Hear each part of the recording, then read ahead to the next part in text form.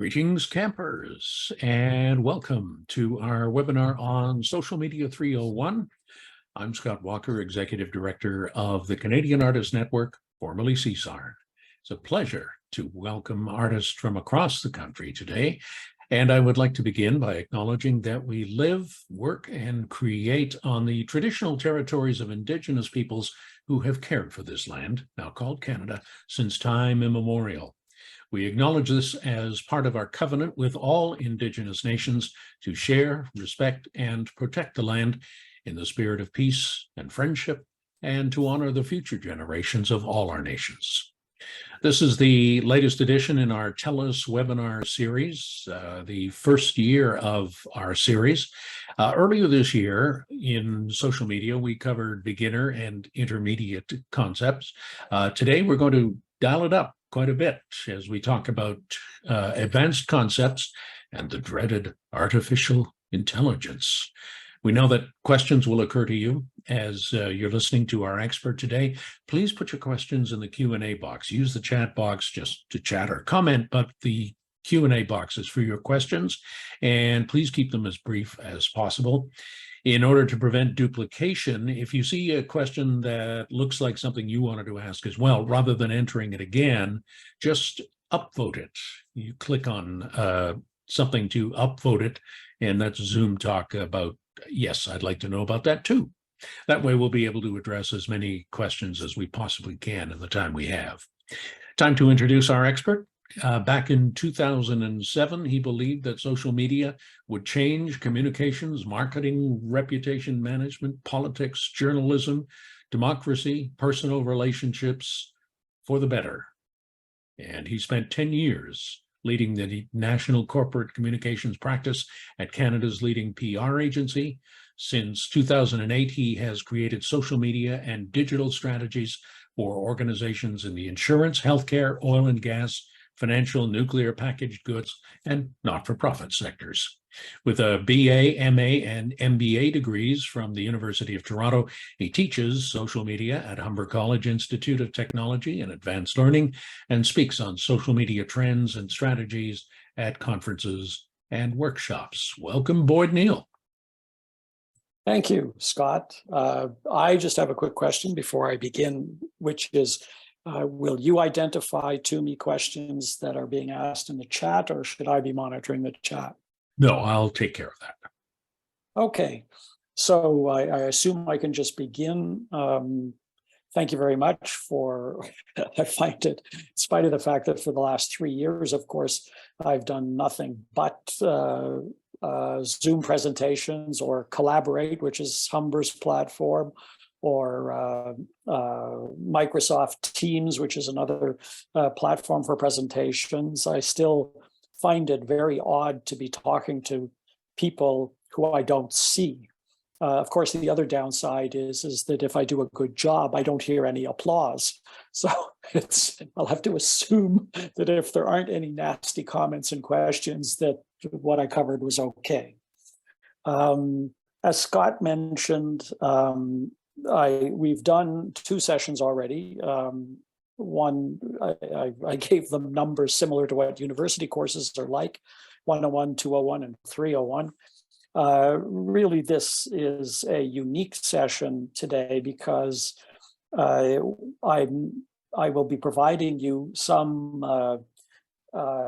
comments that may be useful on changes to the major social platforms, Facebook, Twitter, TikTok, etc., and also introducing you peripherally to some new platforms that provide different options for people if the mainstream platforms are not meeting your needs or are too consumed with monetization, so you're getting advertising all the time, etc. But mostly I'm going to talk a little bit about generative AI, generative artificial intelligence. And it can get very complex, although I'm going to, as we go on, I'm going to be demonstrating how it works for both generating copy or generating images.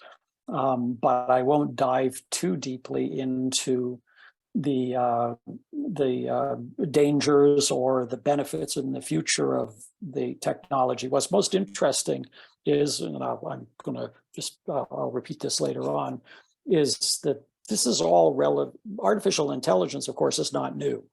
But this new generative AI, which isn't really new, really became dominant in the media beginning around December 2022 or January 2023. In my teaching at Humber, teaching the fourth year social media course in the Bachelor of Public Relations program, I realized right away when I started to see these articles that this was going to be something I had to address, simply because my students who were, going to graduate in 3 or 4 months may indeed be using the technology already to write essays. And in fact, one student who, there was no structure within which to discuss this with the student, but she wasn't a very good writer particularly. And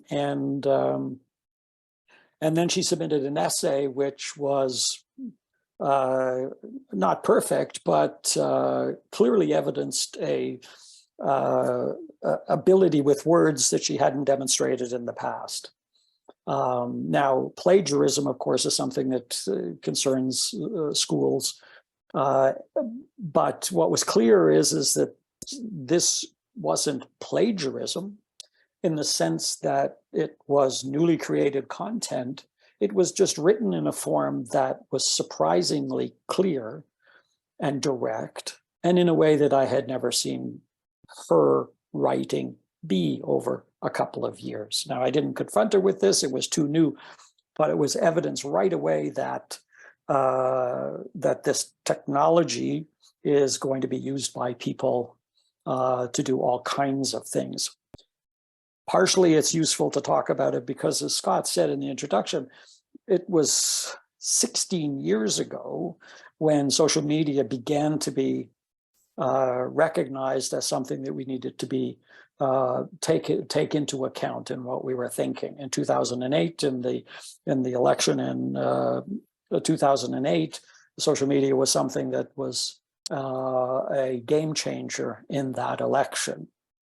One could also say that in 2016, when that man in the US became president, part of the reason he was able to become president, besides capturing a zeitgeist that was, most of us weren't thinking about, was he used Facebook in a way that Hillary Clinton didn't.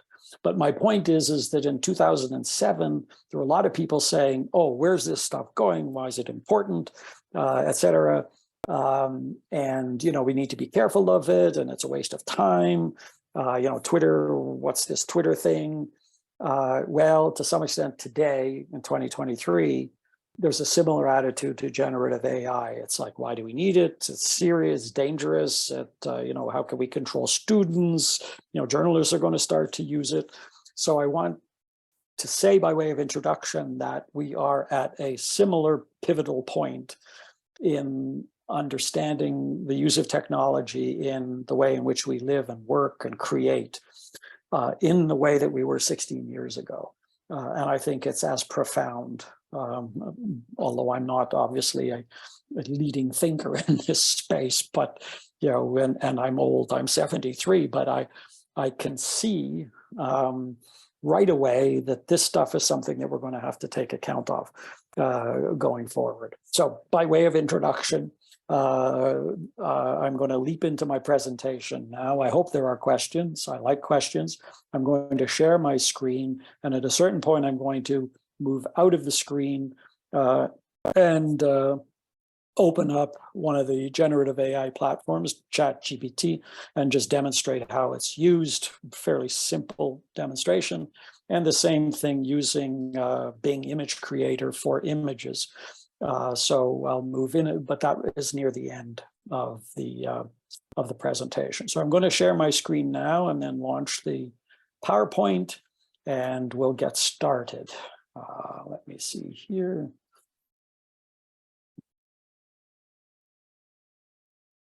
I hope everyone can see that. If not, I'll leave it up to Scott to solve the problem.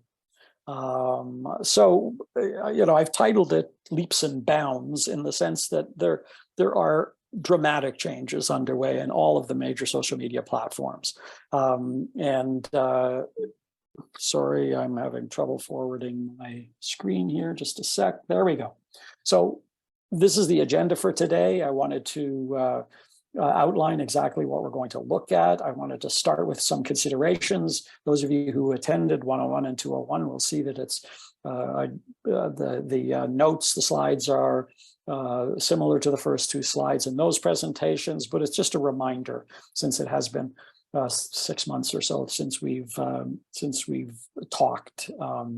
Then I want to look at what's up with major platforms in 2023. Then I want to introduce and do a minimal evaluation of a few new social platforms, some of which you may have heard of: Mastodon, Discord, BeReal, Post, DM, and True, not to be confused with Trump's new Twitter presence, and then to talk about generative AI and to dive a little bit into what it's all about and why you need to be thinking about how it could be used in anything that you do. So just a reminder, first of all, if you don't like social, don't worry about it. As much as I think that social media has changed the game in nearly everything that we do, that doesn't mean that it's fundamental to how you live. It doesn't have to be. It can provide benefits. It can be upsetting, given how much hate is generated sometimes in the content of various social platforms. It is a good way, though, to build and sustain a network of connections, if that's what you need. If all you want to do is connect with your family members across the country, around the world, then it is a good way to do that. Facebook and Instagram in particular are very valuable. But its value to you depends on the amount of investment you make in it. Investment of time, thought, reciprocal engagement, that is interacting with people, and the ability to sustain that presence. The reason I say that is that there are many people who dive in and out of social media. Even some of the organizations I work with, I'm on the board of a couple of theater companies, and I find that they use social media when they have a performance, but then they disappear from the social platform. So they'll tweet for 3-4 days about a performance coming up, or trying to build audience-ship for the performance, and then they disappear. And part of my argument is that they are not having the impact they can because they're not investing in the reciprocal engagement. When people comment, they need to comment back. They need to engage in discussion with them. So it happens even at theater companies, it happens with individuals, but in order to be valuable to you, you have to be prepared to invest the time in it. The other thing you have to do is define clearly why you're there. You can cultivate meaningful conversation with communities about your art or the things that interest you. If you're a freelancer, you can use it to get more work. You can build your reputation. You can reinforce your reputation. You can create a historical record of things that you are thinking, for example. And you can, of course, promote a performance or event. But the important thing is defining why you're there. Some people flip back and forth between using their social platform to get more work, and then sometimes it's about things that really bother them, or sometimes they use it to post pictures of their grandchildren. I have 3 grandchildren, but I don't post their pictures. But to be successful, define your purpose on the platform. Okay. If that's really an introduction and that's a statement to say, if you don't care about this stuff, don't worry about it. Life will go on and you'll be highly successful without it, I'm sure. So what's happening in 2023? It might seem to you, and it seems to me sometimes, that there are never-ending updates to the platform. Some of them you may not know about. Some of them a lot of them you won't care about, but some of them may be of value if what you're trying to do is to use social platforms actively and to have impact. Why are these changes happening? Why do they seem to happen all the time? And I assure you they do. Up until a year or so, a year and a half ago, I used to do a blog in which every Monday I would post announcements about changes that had happened the previous week in the social media platforms.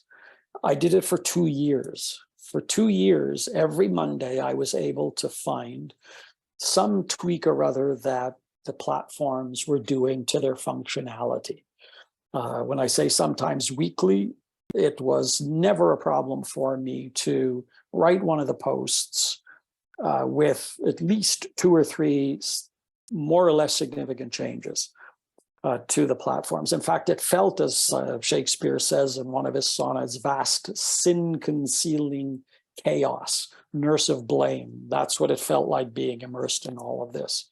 What you need to do, though, is in thinking about all the updates I'm going to describe, are to focus on the changes that enhance your purpose, your usage, and your presence. Now, why are all these changes happening? Well, there's about 8 reasons, and I won't dive into them deeply at all. But first of all, there's the user engagement. The social platforms, they thrive on user engagement. By introducing many of the updates and new features, they're trying to keep users interested in the platforms. There are hundreds and hundreds of platforms out there. And, you know, a new one comes along like TikTok, and suddenly Instagram or Meta in general, Facebook and Instagram, Twitter have to begin to take account of what the impact of that is on increasing user engagement on their own platforms. Then there's technological advancements. There's just because the field of technology is always changing, social platforms have to adapt to any latest technological advancement to stay relevant and to offer the best experience to people. So TikTok appeals, generally speaking, to young people. I'll show you a few older people on TikTok who are using it to great effect, and they're in their 60s and up to 90. But in order to keep people interested in using the platform, they need to, if one platform comes up with a new use of augmented reality, for example, then the other platforms have to. Of course, there's competition. The landscape is highly competitive. As you know, if you watch what has been happening with Musk's takeover of Twitter, you'll know that it's highly competitive.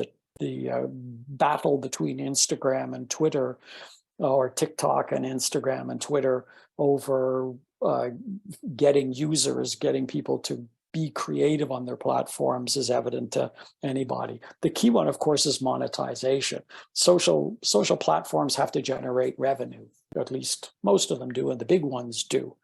And they got to do that through advertising and monetizing strategies, various monetizing strategies. So some of the updates include new advertising, which I don't go into because I don't think I'm assuming that most of you are not that interested in the complexity of new advertising formats, targeting options, analytics tools to attract that advertisers feel that they would like to have about the platforms.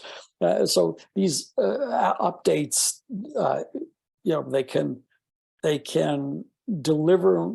They make changes to the platforms in order to deliver more relevant content to audiences, so that advertisers will prefer their platform when it comes to the spending of their advertising dollars. Their security and privacy is, the importance of online security and user privacy becomes more important. Platforms are trying to adapt their systems to address any emerging concerns. Of course, within the framework of monetization, having data available to advertisers about who you are, where you are, and what you like is critical to their ability to attract those advertisers, but they also have to balance the social concerns about privacy on social platforms. User behavior changes. Users want something else on the platform. They're tired of making the same 15-second videos on TikTok. They want 60-second videos because they feel it allows them to express their creativity more. So overall, the social platforms change constantly. So that's the background to what I'm going to look at. So turning first to Instagram, I think Instagram is still one of the more prominent platforms. TikTok has been a challenge, of course, but Instagram is still, I don't know where it ranks in terms of total viewership or total usership in comparison to other platforms, but it's near the top. It's first or second. TikTok may have taken over, but I think, on balance, Instagram is still one of the most popular of the platforms, and perhaps has a broader audience reach than what TikTok does. In fact, Instagram, in my watching the platform, made nearly 16 updates in the first 6 months of 2023, which I'll look at a few that are important in the next slide. But I wanted to say one of the things that also happened early in 2023 is that the CEO of Instagram revealed what their algorithm is. And the algorithm is as most of you know, is like the detailed recipe that tells a computer or a person what steps to take to solve a problem. That's what an algorithm is. And the algorithm is the recipe for how Instagram pushes content to you. So that algorithm is driven by popularity indicators. And this information wasn't revealed before, so it's been revealed over the last 6 months. So it's driven by what are called popularity indicators. That is how many people clicked like, where that person was located in relation to the Instagram account holder, what was its duration, the video duration, if there was a video, that kind of thing. It also is driven by how frequently users interact with the account or have interacted in the past, that is. How many posts the user has liked. In other words, the person who posts the Instagram image or video, how engaged they are as a user of Instagram in liking other things, because that's evidence of engagement, if you like. And then users' engagement with other accounts, with other content. So those are the 4 key things that drive the way in which Instagram pushes content to you. So you can take from that what you need to do if you're looking to boost your Instagram profile is you have to find ways to encourage people to click like. You have to be producing videos that are encourage engagement. You have to yourself be using the platform, not just as a publishing tool, but as an engagement tool. So that was revealed, if you like. It sounds more dramatic than really what it is, because the other platforms are driven by a similar kind of algorithmic structure, if you like. So what are some of the changes? Some of the changes that might be of use or might be important to you are that, and these are all within the last 6 months, video posts are now Reels only. And by that, it means that you used to be able to post videos that were square videos. You could post them independently, not from within the structure of Reels. And Reels, for those who weren't able to attend one of the earlier sessions, is the Instagram feature that allows users to film or upload video clips for up to 60 seconds that you can edit, sound, dub, or add effects to before sharing. Those short videos those Reels videos are vertical. You used to be able to post a square video, which is something that people may have chosen or thought of when they created the video. You can't do that anymore. You have to post as a reel, and therefore the orientation of the video has to be vertical. The second one is grid pinning, which allows you to pin up to 3 posts or reels to your profile.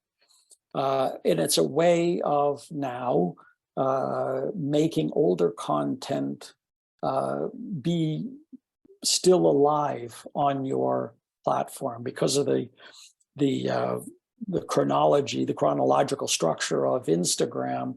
This older content will disappear or be pushed down your feed, but now you can pin up to 3 posts or reels to your profile, which means if there were Instagram posts a month ago that you saved and that you wished more people had seen, you can now pin them to your profile. There's a way, and it's too detailed to go into right at the moment, but there's a way that you can rearrange Instagram so that you're browsing feeds for posts only from people you follow. And that means that you can avoid some advertising. It makes it more friendly, Instagram. The other change that might be of importance to some of you, if you're using Instagram, is that you're using the stories function. The stories function is the feature that allows users to share ephemeral content, which is available for 24 hours.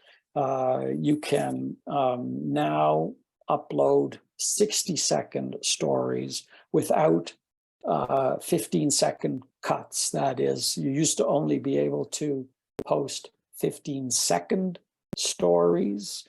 You could produce 4 of them, but you'd be cutting them. Now you've got smoother story playback because you can post 60-second stories. I'll say some more about Reels in a second because there's some changes to Reels as well. The other thing you can do, which I find interesting, and I'm not truly active at all on Instagram, I'm a Twitter person myself, but you can now create joint posts on Instagram.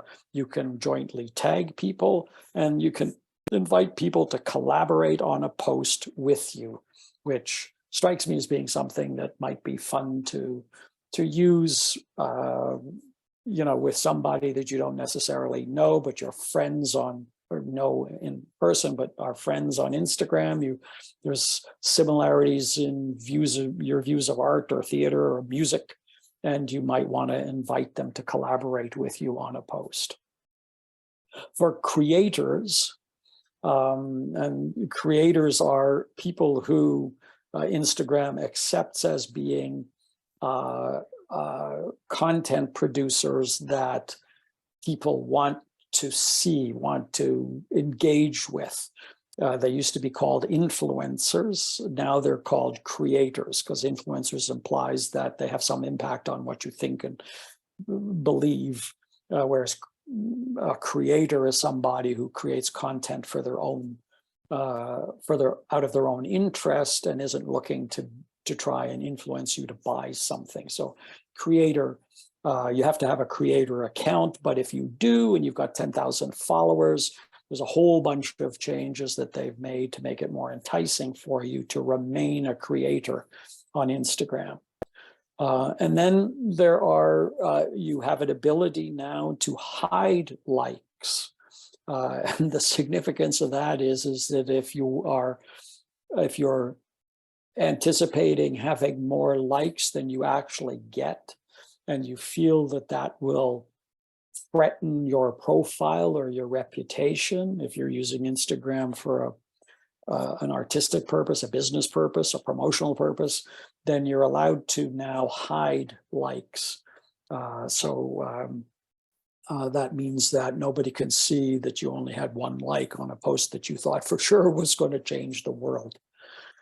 So those are some of the key changes in general to Instagram. In terms of Reels, as I've said, the options that are offered to creators to encourage people to continue to be creative in their use of Instagram. There's a whole bunch of new editing options that Reels, that is the video aspect of Instagram, allows. You can add songs, you can add voiceover commentary to a reel, you can include text in the reel, you can doodle over the video so that there are words that you've written on them. You can add stickers to them. You can have a timer on reels that will help with holding the phone. So if you want to be in the picture, you can be in the picture using the timer. And also there's a new functionality that allows you to combine short videos into one. So those are some of the major changes, updates in Instagram that have happened in the first 6 months, or maybe including the last month or two of 2022. Some of these may mean nothing to you. You may not care about them. But if you use Reels, you might want to investigate the ability to create more creative video content for Reels using some of these new tools. Sometimes they're hard to find, but I suggest using Google and say, how do I add songs to Reels now? And you'll find all kinds of instruction on how to do it. Okay, moving on. Twitter. As I said, I'm the kind of person who likes to use Twitter. I use it to assist in, the board work I do for some theater companies. I don't like it from the perspective that I don't want to hear any more about the US election in 2024.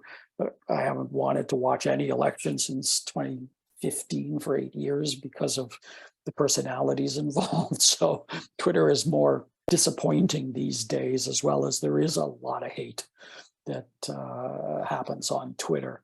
But it's also in disarray as a company, and I think most of you will have heard about, or you may not track it, but you may have followed some of what Elon Musk has been doing since he bought Twitter. It's not going to last, I'm sure. Anyway, what's Musk been up to? And there's only two things that I think are significant for us in terms of using Twitter as a platform. Something that those of you who've been on Twitter will have seen the blue tick marks that were next to people's profile names. They've been around for quite a number of years. The difference, of course, is that because Musk paid $42 billion for Twitter, or whatever the number was, and advertisers are fleeing Twitter because of its connection to right-wing conspiracy theorists. It's the predominance of hate on the platform, the racism, the anti-Semitism. Musk has to find new ways to make money. So what he announced in February, and perhaps even earlier, that anybody with a blue tick mark from the past who aren't paying, and that includes any legacy accounts, the tick will be removed. You can only now have what they call Twitter Blue, the tick mark, if you're willing to pay $7 per month. And the Twitter Blue comes with that verified check mark. So anybody with a check mark now, is paying Canadian, about $160 a year to buy that check mark. Now it has to be verified that you really are you, and it comes with a few additional benefits. That is, it allows 60-minute video uploads. So if you have a diatribe about some issue that you want to post, you could talk for an hour on Twitter if you have a Twitter Blue check mark. The other thing, it also introduced, as it says, it introduced 4,000 character tweets, so you can have 4,000 characters instead of the 280 that our ordinary people can use. I mean, of course, you can string together tweets, as you know, to ad infinitum. But in a single tweet, if you have Twitter Blue, you can go up to 4,000 characters. It also reduces the ads that Blue subscribers see to half of what was in the past. So that means that if you're one of these verified checkmark people, you don't have quite as much advertising in your feed. Second thing I thought was interesting that Twitter has announced over the last 6 months, and I took a note of, is that Musk said in a tweet, he likes to use tweet to make some important, often just really stupid content, but anyway, and occasionally his right-wing conspiracy content he uses it for, but he also used it to announce that Twitter will be providing email addresses of subscribers. If any of your subscribers has opted in to provide an email address to a content creator, has opted into providing an email address attached to their account, then the platform will offer the email address to the content creator, so that the creators are able to leave the platform and take their subscribers with them. So it sounds like, oh, that's beneficial to the creators. It's it's telling them we don't need you on our platform, or, we're so kind that we're going to allow you to take email addresses of subscribers. But really, it's a way to say there is value in remaining a Twitter Blue content creator, because you have this additional flexibility. Of course, they don't want you to leave the platform, but it's a sort of statement that they are doing their best to be helpful to you as a creator. So some of the other things that might interest you, some of these don't exist yet, but are in the works. So there's an edit feature, which could be quite useful for many of us. And as you'll see when I do the AI stuff, that my typing speed and my ability to do sentences without errors in it is not what it used to be. But anyway, so they're looking at an edit feature, which many people have wanted for a long time. It'll likely be available for a limited time. That is, you've got about 10 seconds after you've written the tweet to fix any typos or misspellings. So the editing feature will be popular. They're also testing a notes feature, which includes pictures, tweets, etc., and allows for 2,500 characters and allows feedback. So it's not a tweet, it's a note. So that is taking shape. This was, I haven't checked up on this in the last couple of weeks, but that was certainly in the works at the beginning of the year. You may also in the future, or now I believe, react to tweets with videos. So before, a reply or a reaction to a tweet would be either, you post an emoji, you click a like, or you do a reply. But now you can react with video content. I can see that some people in politics might go nuts with that, especially since the right-wing activist groups are very good at using generative AI to create fake videos. Anyway, you can now add alt text to images and descriptions. So alt text explains what the image is for those people who need to read alt text. There's a new flock feature, which allows flock, you get the Twitter tweet etc. connection here, but the flock feature allows you to create exclusive follower groups and post only to them. You could always do lists of people in groups, but you can now create follower groups and post only to them, so that the restricted content you only want certain groups of people to see are within this flock. And they are also working on downvotes, that is only for replies to an original tweet.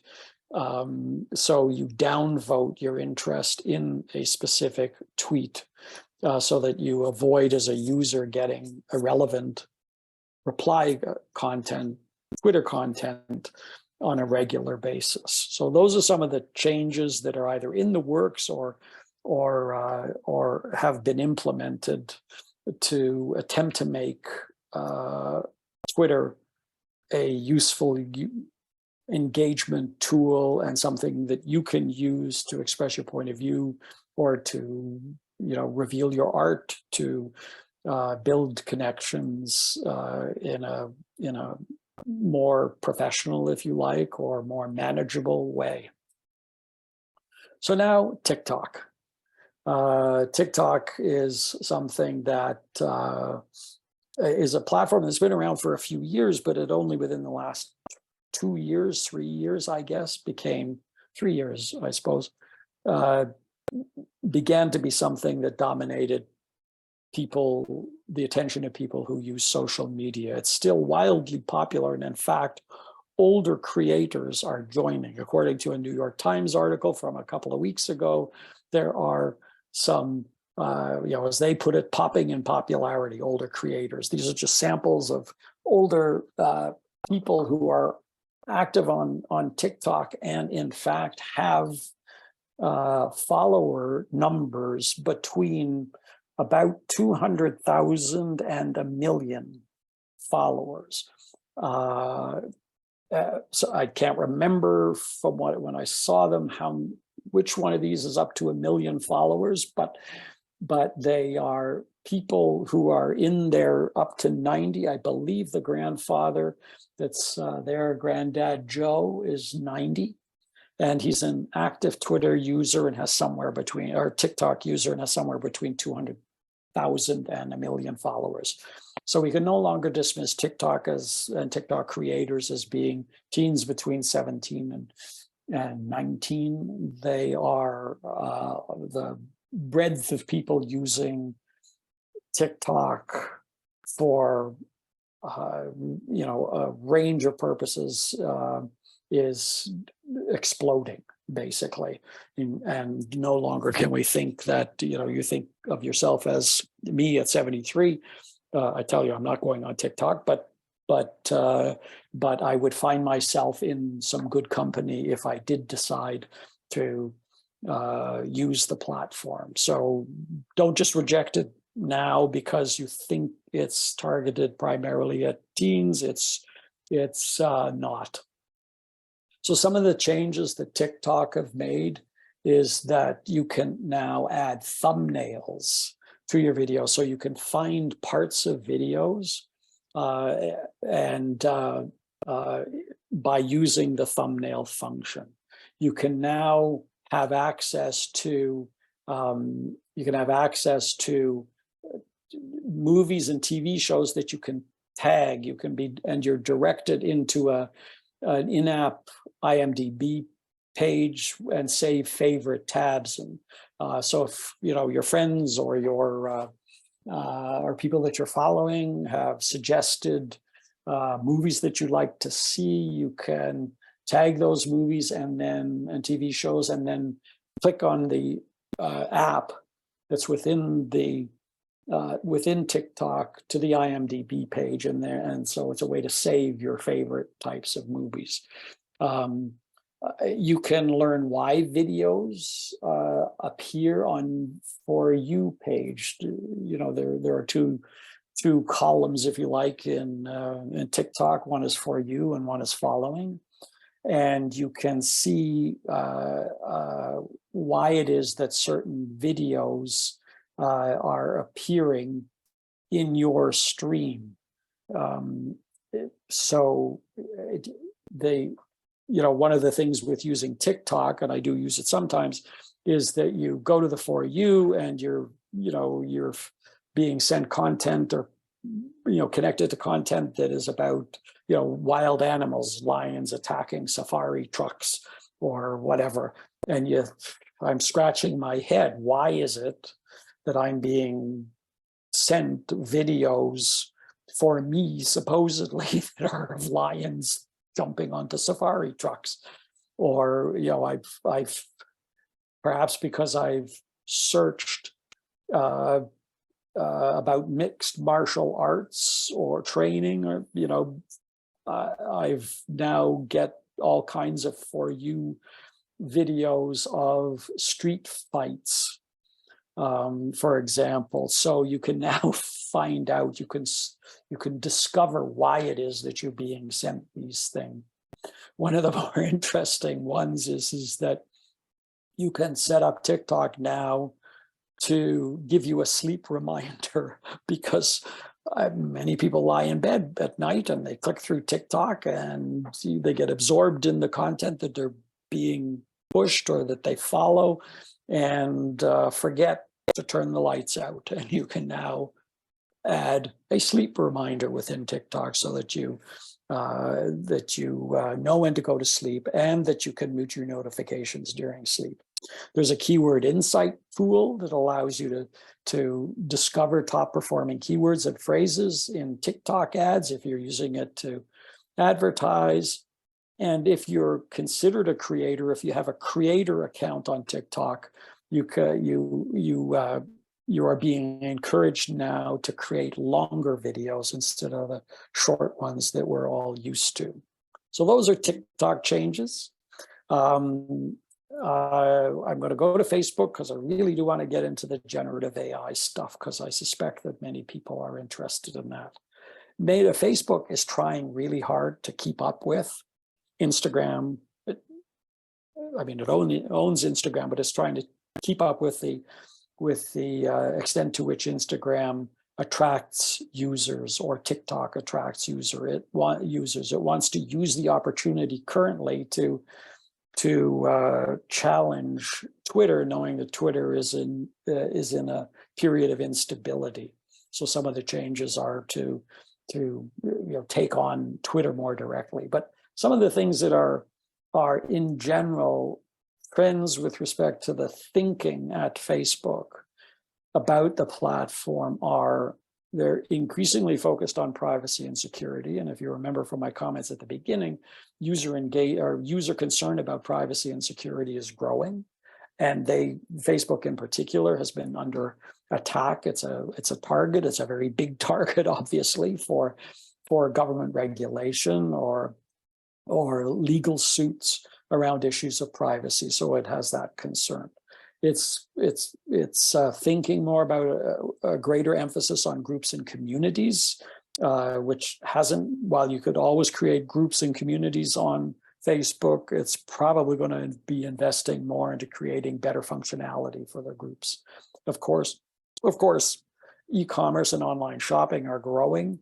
I don't think Facebook's marketplace is particularly effective, so they're looking for options and other opportunities to allow shopping on Facebook. Virtual and augmented reality, which we won't get into in this session, is going to become increasingly important. You know that Apple came out with its, I forget what they're called, their augmented reality glasses, and the market had been waiting a long time for this. They cost around $3,000, so it'll be a long time before I'm going to bother buying one of those.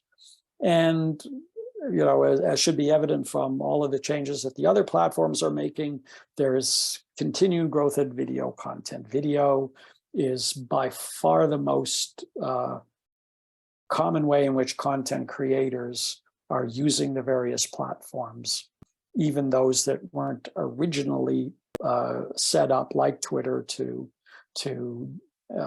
handle or present video content. They're shifting, as I said earlier, to meet this growing demand.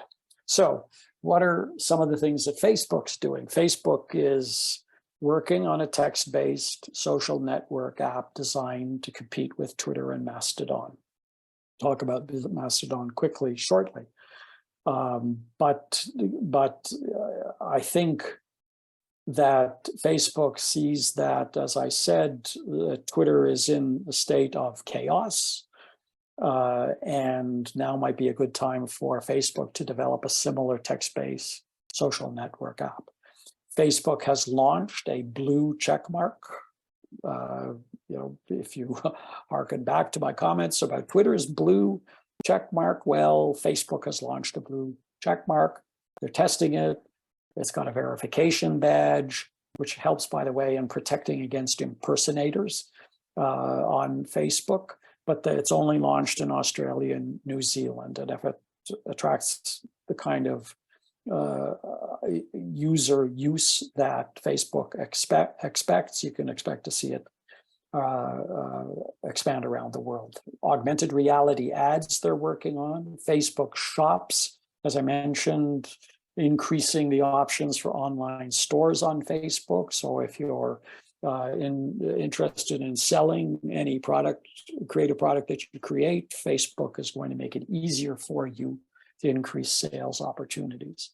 There's new messenger formats. If any of you use Messenger as a means of communicating with friends or family, there are now, you're going to see ads in your Messenger posts. And they're expanding, as I said, augmented reality and virtual reality. So there'll be new features, new applications that will change the way people engage with the platform. So those are the major changes. I'm breathless as I try and think about all of these changes. You don't obviously have to know all of them. You don't have to know any of them, depending on your level of usage. If you're only on TikTok, then you only need to be concerned with the changes to TikTok. If you're only on Instagram and the changes in Reels and Stories are important to you, then those are the ones that you should focus on. I provided links to where you can get more detail about any of these changes. So I'll take a breath, but just a breath. Now we'll talk about what's up with other platforms. Now, I'm not going to go into Mastodon because in any great detail, because Mastodon was covered a little bit in the 201 session, but just a reminder, Mastodon is a decentralized social network made up of thousands of, well, let me step back. It's built around short messages, maximum 500 characters, toots as they're called. It's obviously a challenger to Twitter. It presents posts in chronological order. You can follow people. You can find posts on specific topics. It's organized in terms of having distinct communities. And that's critical because what Mastodon is a decentralized social network. Twitter is centralized. Mastodon is decentralized. So it's made up of thousands of independent servers. That is places that or people can create a server. The source code for creating a server on Mastodon has been provided to anybody. So anybody can create a Mastodon server. And then, so they're built around specific themes. And then you can get people to join. Or you can search servers to see who's on any particular server, and then you can engage in conversation. So just to look at Twitter and Mastodon's side by side, Twitter is centralized, Mastodon is decentralized. While there's a Mastodon GmbHZ or whatever the German corporate description is, that their job is only to provide new technology, new additions to the source code. Twitter, on the other hand, is controlled by a central corporation. You're more likely in Twitter to be exposed to security vulnerabilities. In Mastodon, you have more robust privacy settings because they're not looking to weaken or not look because they don't allow ads or discourage ads. They can have more robust privacy settings. The problem with Mastodon is Twitter's user-friendly. Mastodon is not so user-friendly. It's less intuitive. It's a little bit more difficult to figure out how to set yourself up on it and then use it. Especially if you're thinking of creating a community yourself and therefore need to create a server and need to understand the source code for that server. So those are some of the differences that I didn't cover the last time. Discord, I won't go into. It's been around for quite a long time, but it's a voice, video, and text service. The Toronto Indie Arts Worker Network has a Discord site if you want to take a look at it. Their goal, they say, is to be original, reliable, playful, and relatable. They have very active users. It's not really new, but it's because it's been around a number of years, but it's pretty active, and people that I know, especially students, did enjoy the Discord. One that really interests me, it's only been around a short period of time, maybe a year, is called BeReal. And there's 53 million installations of it already. There's 75 million active monthly users. And here's what it does. It once a day, it sends notifications to all users simultaneously to tell them, take a pic of what you're doing at that very moment. That notification can occur anytime during the day. So you will have your BeReal account, and BeReal will send you a notification, say, I don't know what it says exactly, but it'll say, well, there's an example. You've got 2 minutes left to capture what you're doing at that very moment. And you have 2 minutes to take a photo and then post it to everyone. The thing is that they're really trying to, there's no filters. So in other words, you have to be real about what it is that you're doing, unlike TikTok or Instagram, where a great deal of content is posed. As I've said many times, you don't see people posting pictures of themselves on Instagram when they first got up in the morning and haven't, combed their hair. People pose for Instagram. Well, you can't pose for BeReal because you only have 2 minutes and you don't know when it's going to happen. So you're going to be real. You're going to be authentic. It accesses the front and back cameras if your phone is set up that way, so that you get a complete picture of where people are and what they're doing and who you are in that. And it tells viewers how many retakes took place before posting. So in other words, if you try to pose in those 2 minutes and you delete 3 or 4 different versions of yourself, then it tells viewers that this is version 4. So, that's about as authentic as you get. You can't pose on this platform, especially this thing of only 1 notification a day. So I don't see many people sitting around waiting for BeReal notification, but I can easily see people having fun with, you get this buzz on your phone. Okay, you got 2 minutes, post where you are, what you're doing, etc. The thing that it does, of course, is it limits scrolling. So that's BeReal. Some of the other interesting ones, Post. Post is a new platform, relatively new platform that is a publishing platform. They say about themselves that they're premium publishers, they're civil conversations, they're real people, real news, and no ads. So you can write posts on Post, but you can also buy articles from premium news providers. If you see an article that you like, and these would be original articles, then you can pay to have access to it. You can read content from various sources without jumping to different websites. You can discuss the content that you're seeing with friends, strangers, experts, leaders. And they're monitoring the platform, so it is they're ensuring that the conversations remain civil. I don't know all the criteria for determining what's considered civil, but it's they make it clear what's considered civil. DM is of interest to people who are, in particular, women or non-binary folks. It's a platform that says it's privacy first social search engine. So it uses artificial intelligence to answer personal, embarrassing, funny, and serious questions with a feminist lens. So if you have a question, it will search the web to find answers and present them in a conversational way about anything that you have wanted to ask. For example, awkward sex things is one of the things that they encourage talking about. The aim, as they say, is to combat clickbait headlines and performative content, which is typically produced for the audience, women and non-binary folks. And people can search the content and then talk in group chats about the content that they have searched. So DM is interesting. Then there is True, and as I say, not to be confused with Trump's Truth Social, which is a Twitter-like platform, which of course is anything but truthful.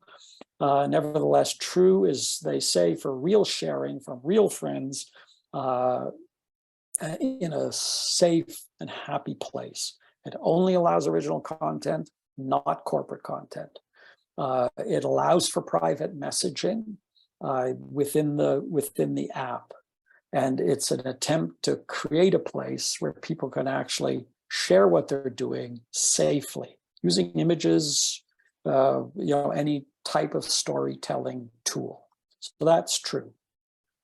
So those are the most interesting new social platforms that are around. Some of them are more well known than others. Mastodon, Discord, etc., are more well known. Be Real, I think, is going to, at least for a time, I don't know if it will sustain itself, but it's a fascinating concept. And it's completely counter to the Instagram, TikTok posing, which is now dominant on the platform. So now to some really interesting stuff. I mean, that I hope is practical. I hope that's helped you find some useful information about what's happening on the platforms, introduced you to new platforms that you might want to give a try if you want to stay away from the major platforms, especially something like Twitter, which could be a dangerous place to be, dangerous intellectually, dangerous in terms of your personal life. So now I want to talk about artificial intelligence, generative AI. As Tom Stoppard said, perhaps understanding that there are still limitations to artificial intelligence. He said, his play, Leopoldstadt, won Best New Play. He said, I'm teeming with emotions that a chatbot wouldn't understand. Now, that's not quite true, because chatbots do understand emotion. They may not themselves express emotion, but that's not to say they don't understand. I will just have a quick example as we go on, talking about and seeing it. I'm not going to go through this, but for anyone that wants to dive into artificial intelligence and how it works and what it's all about, this is how it works. And the thing about it, the words to understand that are important is it's a neural network. And by neural network, it means that it mimics the way actual biological neurons function in order to find answers for complex computing challenges and questions. So these neural networks are all of the information, the trillions of bits of information that are available in computers around the world that it can use as a way to answer complex challenges. One of the things that's most important is the concept of prompts, and we'll see those in action in a minute. A prompt is where you describe what you want the intelligence to do. And the real trick going forward is will be for those of us who are not going to dive, wholeheartedly into generative AI, is learning how to create better prompts to get the content that we want out of it. One of my former students who graduated 2 years ago has written a book already on how to write prompts for public relations, for effective public relations. And I got a few references to it as we go on. So this is what artificial intelligence is all about. I won't dive into it. Why has it happened now? Why suddenly in the last, artificial intelligence has been around for a long time, but why is it suddenly, in particular generative AI, suddenly become top of mind? Well, there are four reasons that are probably the best summary of why we've got it. First of all, the enabling infrastructure has matured, cloud and digital maturity, computing power, access to trillions and trillions of data points that mean that when you are teaching when you're creating what are called large language models, they're drawing on millions and millions and trillions of pieces of data to learn something. Tractability, it's easily incorporated now into workflows, developers using it as a coding pilot. So one of the earliest uses of ChatGPT is or ChatGPT, the more advanced one, is you can ask it to code something, those HTML code or Python or whatever. You can say, write me the code for the creation of something. And it will tell you what the basic code should be. So developers are going to be sitting there not having to create original code, but to edit code the generative AI has created. I hope that isn't too technical, but that's one of the ways that it has become so practical. There's clear evidence of its use cases in what we do in communications and advertising. It can be used in writing political copy and creation of graphic design and the creation of art and in public relations, in essay writing if you're a student. And there's now a social acceptance of augmented or computer-generated content. We expect it, we see it. If anyone watches Black Mirror, the Joan is Awful, the first one is about how pervasive computer-generated content is, but how it's just there now. The other thing about generative AI that's important to understand is that it's different. It's that generative AI has the ability to understand and conceptualize language close to the many cognitive tasks that we do. And I'll give you a very direct example in about 5 minutes. It allows for summary, contextualization, basic synthesis, and inference. So it can, I'll give you an example again as we go on, and it'll become clearer. And it can create contextualized and seemingly novel output in written and visual form. So it looks novel. It's the content, the examples that we're going to be looking at are not the best writing, but it's error-free writing, and it's basic, and it surely is a starting point for many things. We can use now AI for many things. We can use it for research, writing, design, personalizing content, writing emails for us that, for example, if you are saying, a friend of mine is Jewish, I would like to send an email to them to express my condolences, then it'll write that email for you. There are creative limits, of course.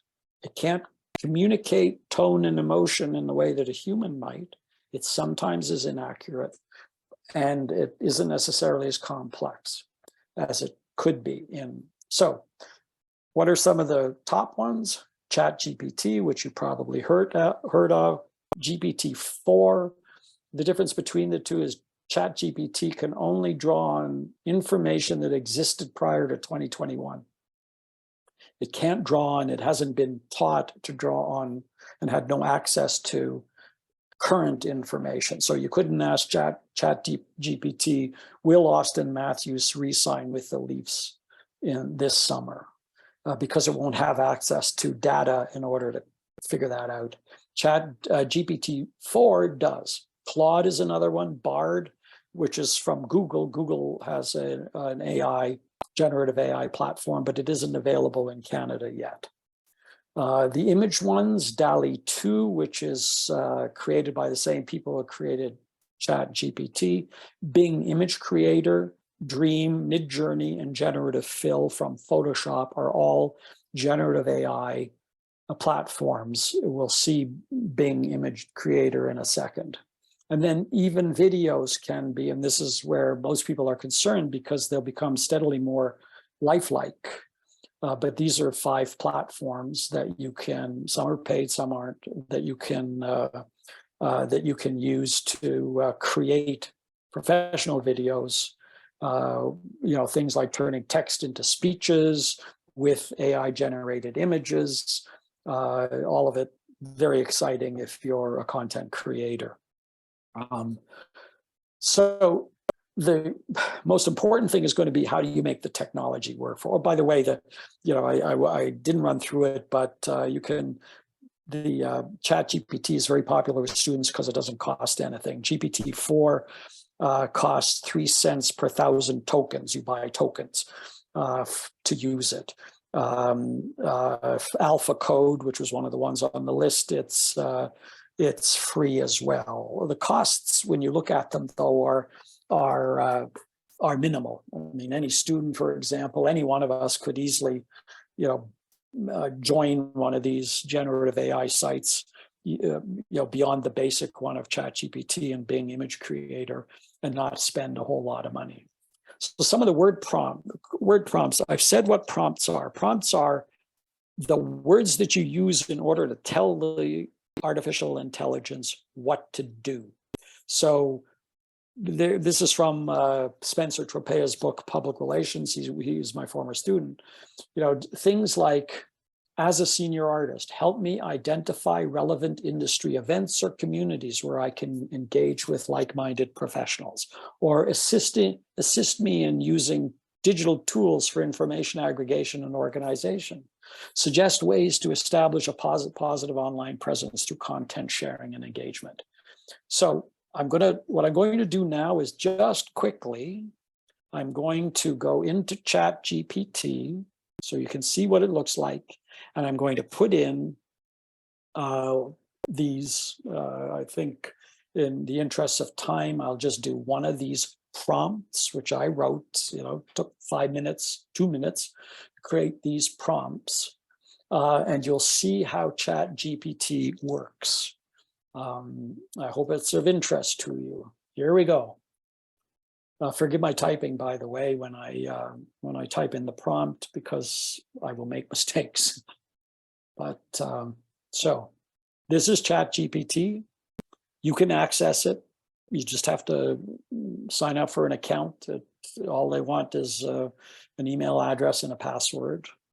You try ChatGPT, and then I'm going to put in what I think is the more interesting one to see how fascinating it can be. So this is where you put your prompt, where my cursor is flashing. Send a message.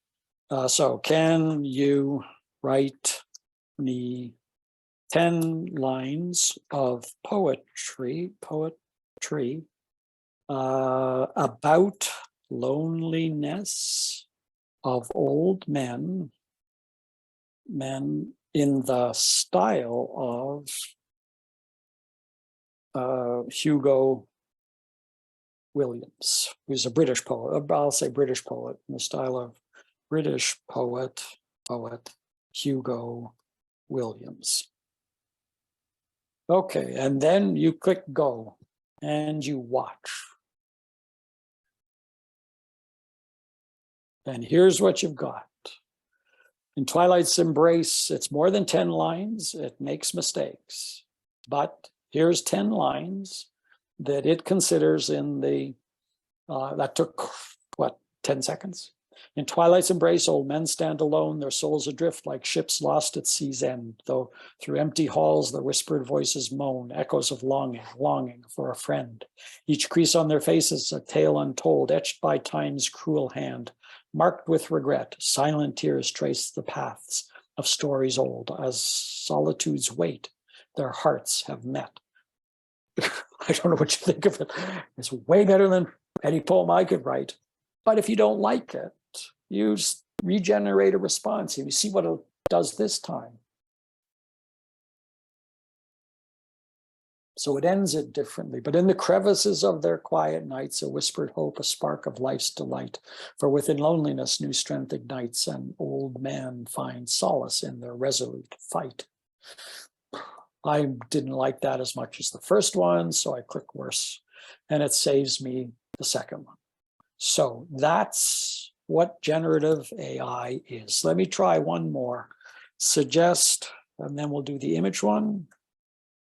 Suggest ways to, just to see its practical benefit. Positive online presence through content sharing and engagement. Did I make any spelling errors? Nope, not. Suggest ways to establish. Now I haven't, this is not something it's learned from me. I'm typing it for the first time. And here we go. The authentic.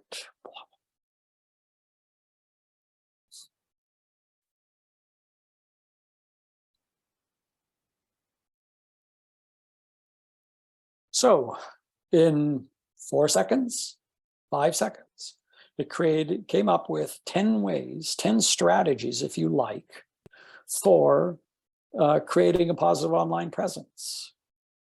Be authentic, share valuable and relevant content, engage with others, maintain a positive tone, showcase your expertise, share diverse content, collaborate with others, use social media effectively, respect privacy and confidentiality, and monitor and manage your online presence. Regularly monitor your presence, etc. So this is something that it's created from my prompt in 4 seconds, based on its the neural networks behind ChatGPT that is drawing on those trillions of bits of data. This may sound familiar to you. You may have seen, some of these things, 1 or 2 of these things in articles, in Harvard Business Review, which it could be accessing, for example. So that's just evidence to me of the power of it. And you can easily see how a journalist might use this to form the basis for an article. You might see how it could be used to research, although again, there's a limitation of ChatGPT, the free version, about how far or contemporary news it can't access anything post or prior to 2021. But ChatGPT or Chat 4 can. So you can easily see, I hope, why this is so exciting and scary. So let's go back to the image creator. Or here's some, I've included some example prompts. Here are some things to keep in mind if you're creating image prompts for one of the free platforms. As I've said, Bing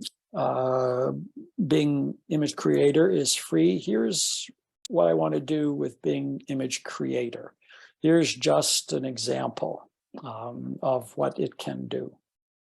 So here we are, click on Bing Image Creator, go to its platform. It says, do you want to see something? Do you want to create something? So I'm saying, generate a picture of a blue dog wearing wearing a yellow scarf on a skateboard in the style of Jean-Michel Basquiat. Spelling mistake there, and Basquiat is spelled right. So, okay, so I've asked it. I decided that I'd like to include this image in a poster that I'm creating. So I say generate a picture of a blue dog wearing a yellow scarf on a skateboard in the style of Jean-Michel Basquiat, and you go. And it takes a little longer than. Well, it's not, because I've already tried it. So there are some examples in the right-hand column of what it's going to produce, but let's see what happens. And there's its interpretation of my request to generate such a picture. The more detailed you get, I started out with saying, generate a picture of a brown dog on a skateboard. And then I said, well, I want something more interesting than that. So I changed it and said, and came up with generate a picture of a blue dog wearing a yellow scarf on a skateboard in the style of Jean-Michel Basquiat. And we have a picture. And that picture is not copyright protected. It's a picture you can use for anything that you want. So which one do you like best? I like this angry dog. There you go. You can share it, you can save it, you can download it, you can move it into whatever program you might use to edit images and adjust it there. But it's created the basic picture based on a prompt that I've just written for it. So I'm hoping that gives you a good sense of what's possible with generative AI. And having said that, I'm going to say I'm finished. I hope that wasn't exhausting for you. It was fun for me. I get very excited about these things. Don't ask me why. You'd think my life was boring if I get excited about being able to create a picture of a brown dog on a skateboard with a yellow scarf in the style of an artist. I'd be happy to see if there are any questions. There are. Not at all, Okay. strangely. Boyd, if you can unshare your screen.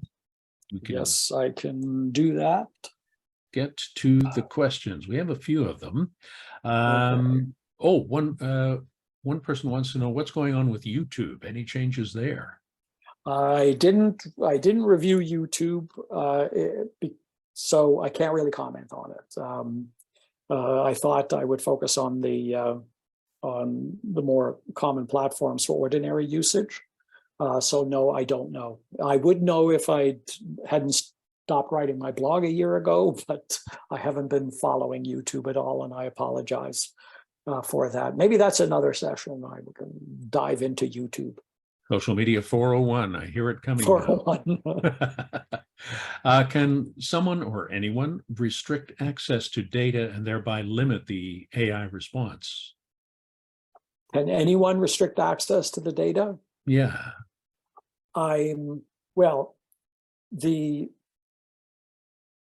If you restrict access to the data by setting up some kind of privacy barrier around that data, then yes, you can do that.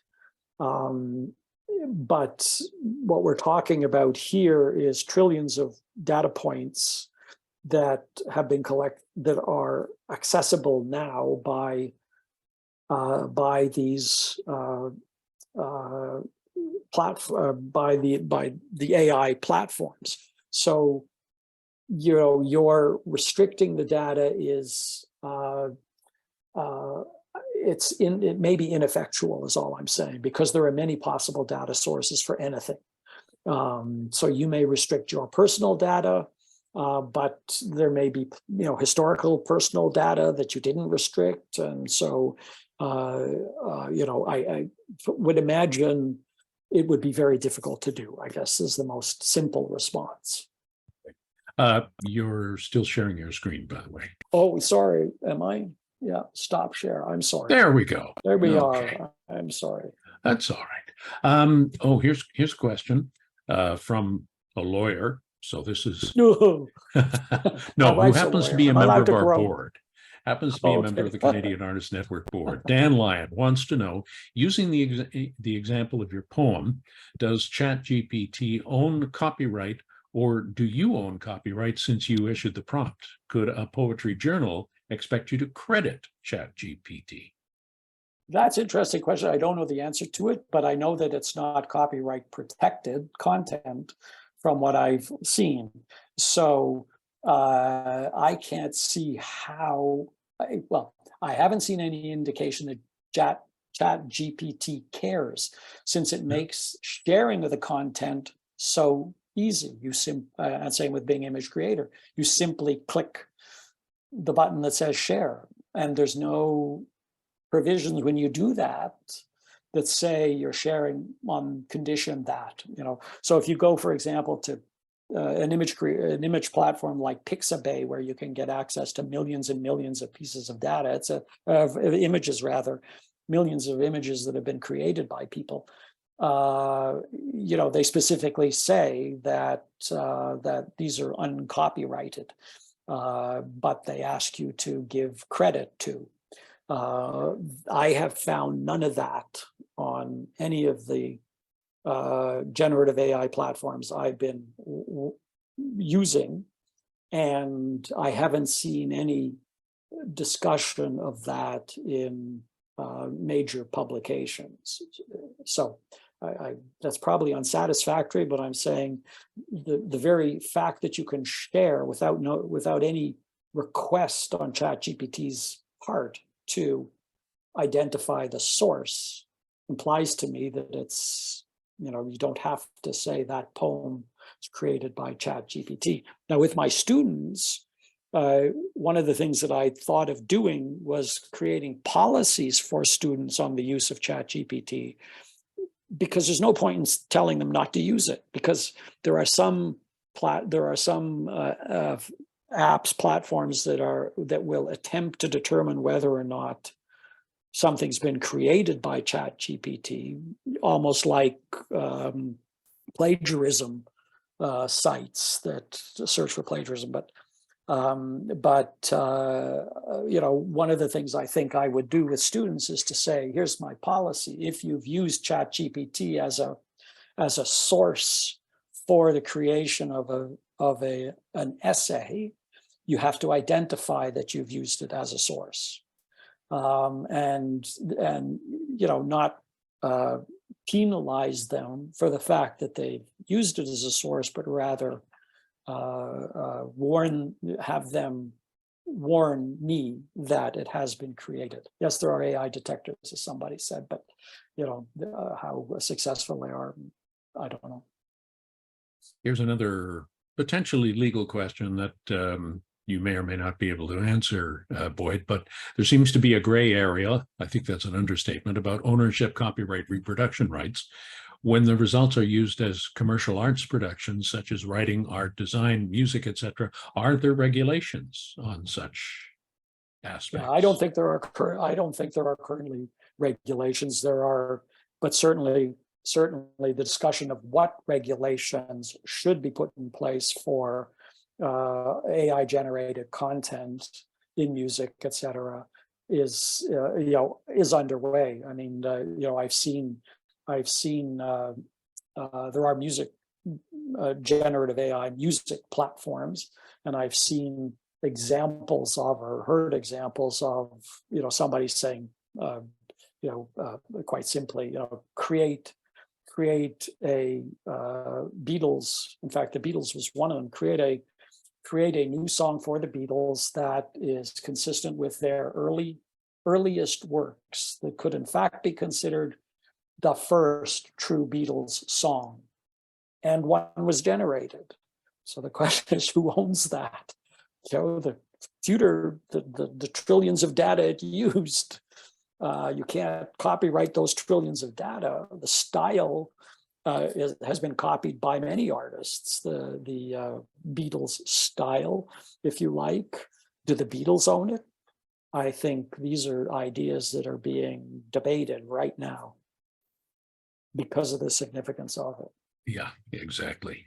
We've got quite a few questions and we're running out of time, but let's see if we can get to a couple more. Any sense of where social media sites of which social media site a majority of authors are migrating to from Twitter? Yes, I think Mastodon is one that is, because of its privacy protections, I think I've read that some authors are going there. Of course, for the creation of some content writers, I've noticed some Canadian writers are creating Substack a presence on Substack, which is not really a social media site. I don't think it's categorized that way, but is a place to create and post and seek reaction to original content. So it is being used, but I think of all of them, Mastodon is the one that is most likely to be a place that artists and novelists, writers will be most comfortable. So I would look there. Okay. And a question about TikTok. Great deal of negative political messaging involving TikTok. How do you see this affecting creators who wish to continue using this platform? Well, it's the creators aren't the ones that are concerned about the potential political content. It's governments that are concerned about it. So I think that the creators will continue to create content for TikTok so long as they are able to. If they are prevented by government restrictions on TikTok in any particular country, then, well, first of all, the content creators will find a way around it. That's happened around any social media platform when there's been an attempt to limit something, unless it's forced on the platform itself. And given that TikTok is owned by ByteDance, which is owned by the Chinese government, it's unlikely that they would prevent any content creator from working around any regulation in the content creator's home country. That was a bit convoluted, but I think you see what I mean. Yeah. I mean, it's government regulation that will control the political content, and the content creators are less concerned about that than governments are, obviously. It's all very new, and everybody, including the regulators, are playing catch up and will for some time, I suspect, Boyd.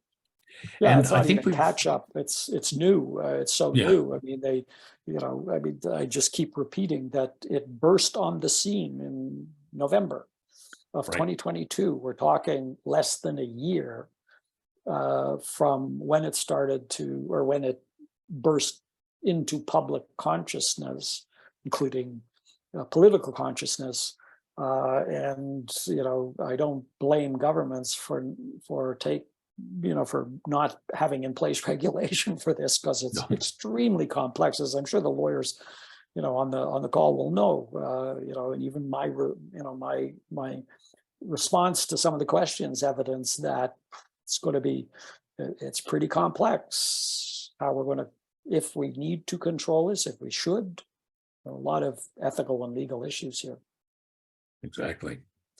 And that is going to do it, Boyd. Thank you so much for your expertise. As always, we really appreciate it. I learned a lot. I think everybody else did too. Yeah, well, great. Anytime. It's too bad I saw a lot of comments and that I'd love to have addressed, but if I addressed all the comments, we'd be still here presentation. So, but I apologize to those, but I appreciate your comments in the box. I think we may be coming back to this topic again, Boyd. So I hope you'll be able to come back and talk about this some more. Sure. Actually, just one comment quickly. Aries Chung said, in the future, the notion of authorship seems to be breaking down and of intellect being redefined. Cultural apocalypse. I agree. So, I think it's a case, and at 73, I hope I live another 70 years so that I can see how exciting it's going to be. Thank you, Boyd. Thank you very much. Great. And thank you, Aries. That was a good comment. Many good comments today. Thank you to our series sponsor, TELUS, as well. And most of all, thank you all for being here today, because as I say, it would be pointless without you. So be well, take care, have a creative day, and we'll talk again.